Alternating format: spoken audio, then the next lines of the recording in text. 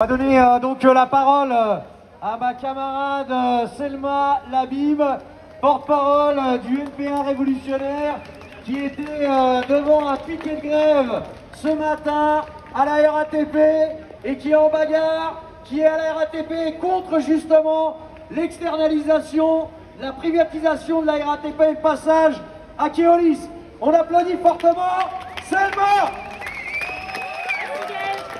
Salut à tous et toutes, salut les camarades. Effectivement, aujourd'hui, d'ailleurs les camarades de la RATP qui vous saluent, ils sont pas très loin, on est juste à côté au siège JDFM à Saint-Ouen. Je voudrais d'abord saluer le combat de mes camarades, Gaël, Yann et tous les autres, et dire que c'est pas simplement un combat pour la réintégration, c'est pas simplement un combat au sein de la justice bourgeoise, c'est beaucoup plus que ça que les camarades y mènent, et en fait, c'est la continuité du combat qu'ils ont mené déjà il y a 10 ans, et c'est un combat aussi contre la résignation et contre le fatalisme auquel on peut faire face, et de dire que oui, on peut se battre, qu'on doit se battre, et que c'est pas une fatalité, il n'y a rien qui est une fatalité.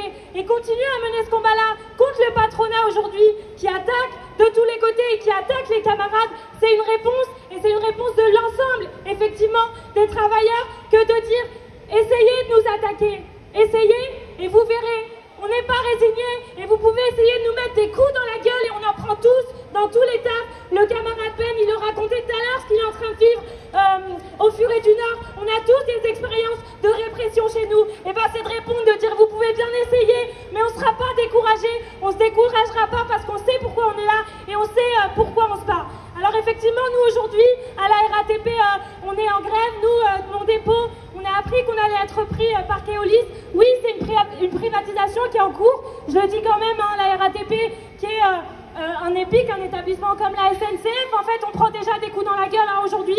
Les jeunes agents, ils sont déjà payés 300 balles de moins. Aujourd'hui, on roule dans des bus, il fait 40 degrés et plus à l'intérieur, hein, donc on se prend déjà des coups dans la gueule, mais on sait ce que ça veut dire, les transferts, et on sait que ça veut dire que demain, on va s'en prendre encore plus. À côté, dans mon secteur, à Maison-Alfort, il y a les camarades de Sanofi qui luttent contre la fermeture de leur entreprise. Encore à côté, pas très loin, à Fontenay, tout ça c'est rien que dans le 94, dans notre secteur, il y a les camarades de Senexi qui luttent aussi contre la fermeture de leur entreprise.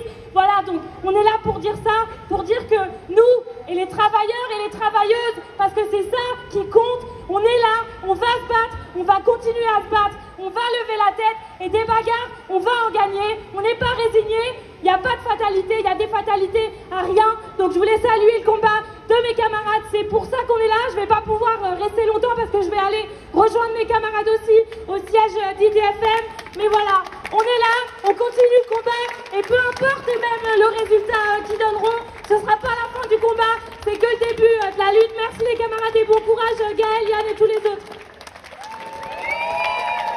Merci à toi Selma.